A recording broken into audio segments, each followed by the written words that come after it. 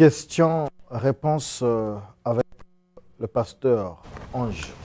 Bienvenue à Luna. Il est le leader de l'église Vie en Jésus-Christ. Avec lui, autour de questions-réponses justement, nous aborderons le thème Dieu appelle à la prudence. Qui Dieu rappelle-t-il à la prudence? Et de quelle prudence s'agit-il? Dans quel contexte? Nous en parlons avec lui bien évidemment. Bonjour pasteur Ange, bienvenue à Luna.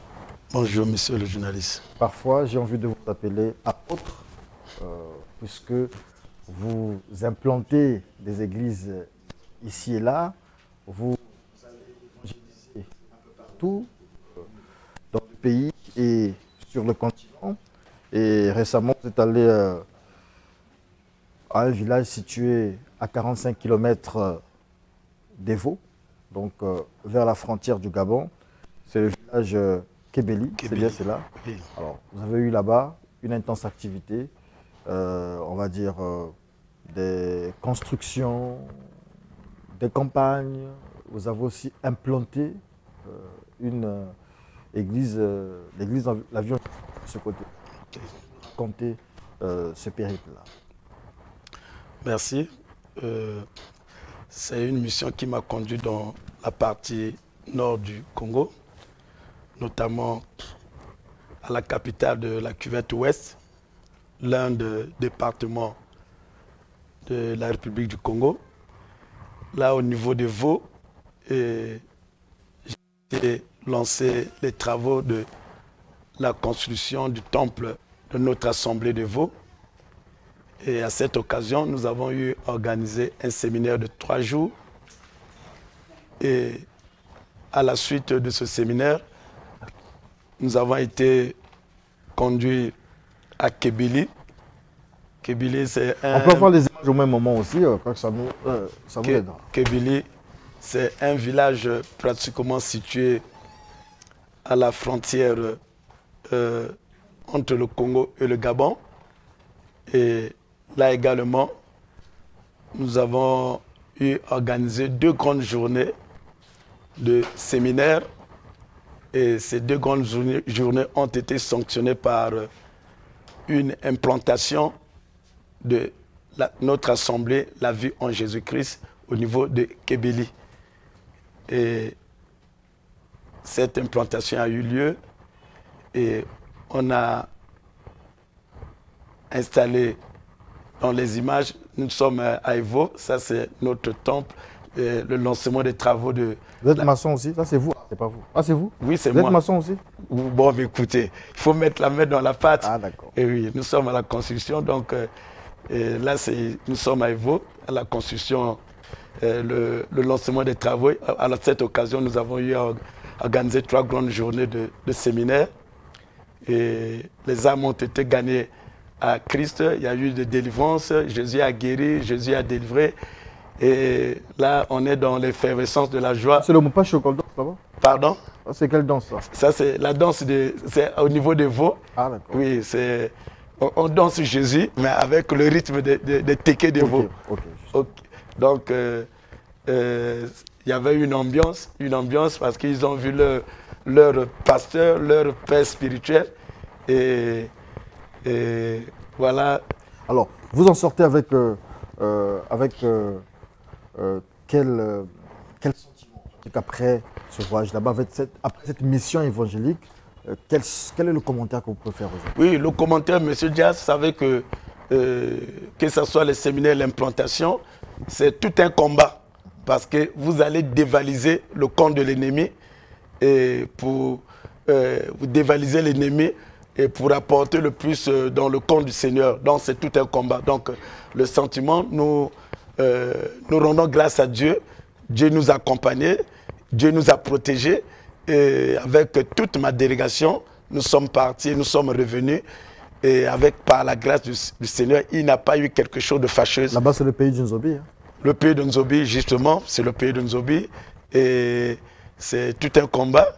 Et le Seigneur a gagné des âmes. Il y a ceux qui ont quitté Nzobi pour rejoindre Jésus-Christ.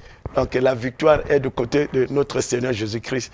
Et donc voilà. Il y a eu combien de, on va dire, de baptisés Non, cette fois-ci, je repartirai pour que ce soit à Evo ou bien à Kébili. Je repartirai pour donner le baptême. Donc c'était une mission d'abord implanter, mettre les structures en place et afin que l'Assemblée puisse fonctionner normalement. Donc voilà, donc les âmes. Allez-y. Les âmes ont été gagnées au Seigneur. Il y a, nous avons quelques autorités qui travaillent là-bas aussi, qui n'ont pas encore connu le Seigneur.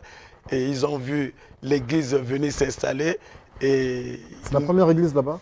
Oh, bon, il y a une église protestante. Et c'est l'une des premières églises de réveil.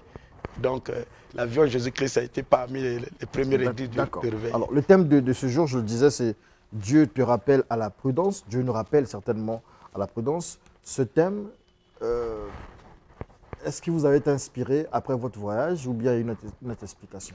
Justement, inspiré du voyage, inspiré de, comme vous avez su le dire, bon, la façon dont nous sommes en train d'évangéliser, et on rencontre beaucoup de situations. Alors, pourquoi Dieu nous rappelle à la prudence?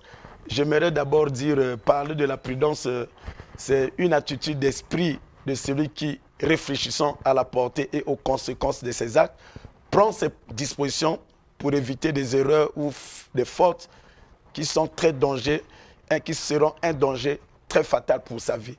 Alors, notre verset de base, lorsque nous parlons de la prudence, nous sommes dans Proverbe 11, verset 14. La Bible dit que quand la prudence fait défaut, le peuple tombe et le salut est dans le grand nombre des conseillers.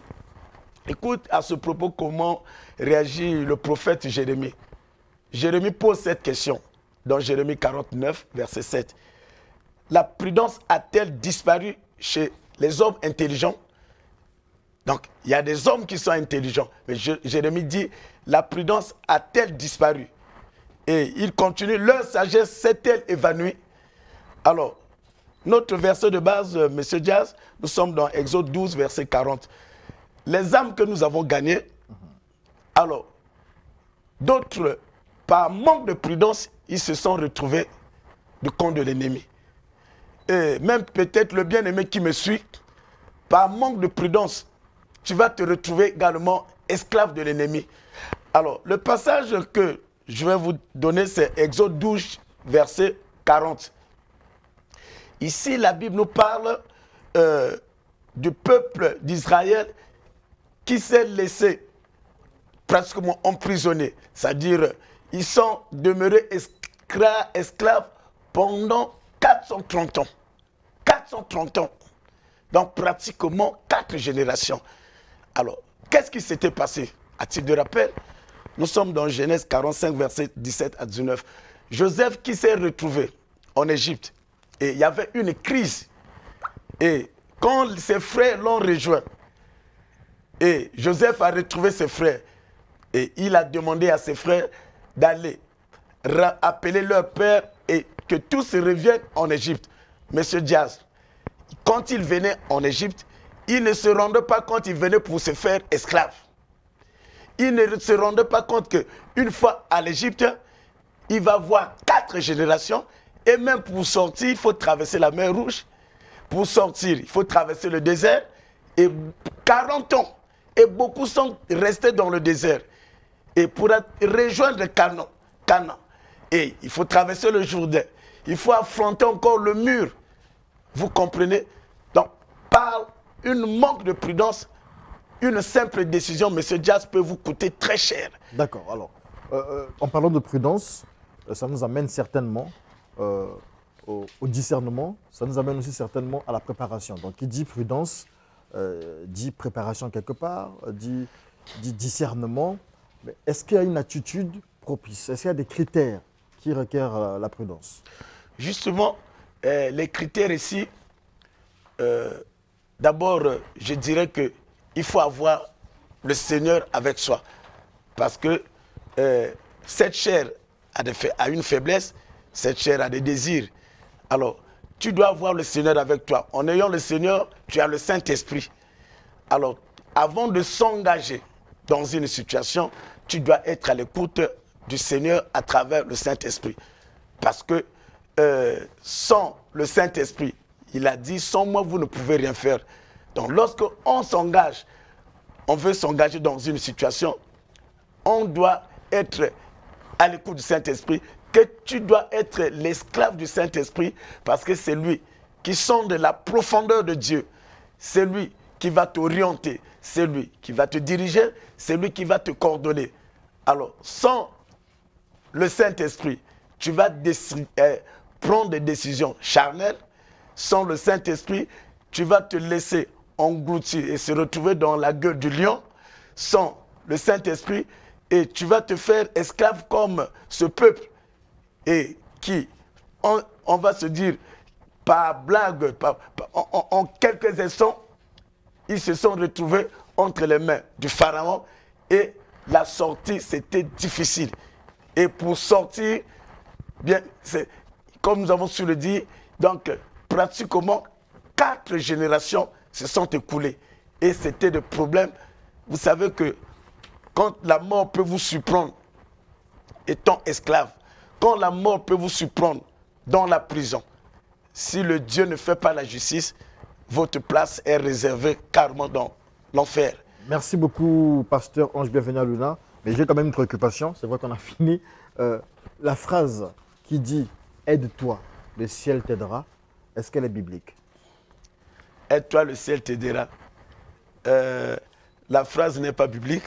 Mais elle est juste, elle est vraie? Oui, on peut l'aligner vrai dans le contexte où nous sommes entrés. Dans ce contexte-ci, ça veut dire que il ne faut pas toujours attendre la volonté de Dieu, il faut d'abord soi-même se pratiquer, puisqu'on dit que ce qui est lié sur la terre est lié au ciel. C'est un peu ça aussi. Non, monsieur Diaz, vous êtes là dans le terre à terre. Bon. Alors, aide-toi parce que Dieu qui t'envoie, Dieu te donne une mission. Donc, c'est à toi, la prudence, ce n'est pas Dieu, la prudence, c'est toi. Donc, c'est une façon de t'aider. Donc, c'est à toi d'accomplir ce que Dieu t'a demandé d'accomplir. D'accord.